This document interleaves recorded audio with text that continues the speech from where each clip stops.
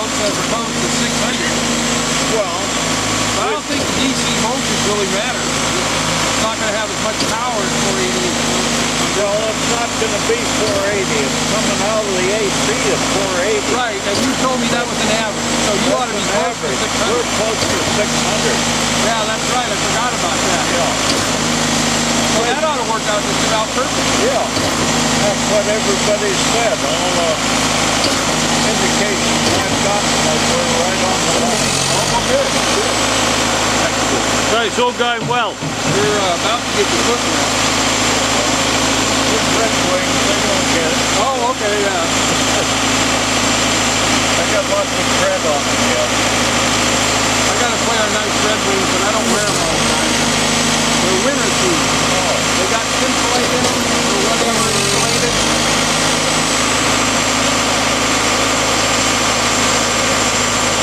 I think they're hotter in the summer.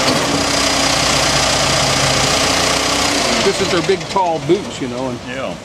I just don't like to wear them. And I got another pair that are really a good pair of boots, but Jesus Christ, are they good. You know, I feel like I got two weights on my feet. Of course, I guess it, you know, helps make your back stronger and whatnot. You know?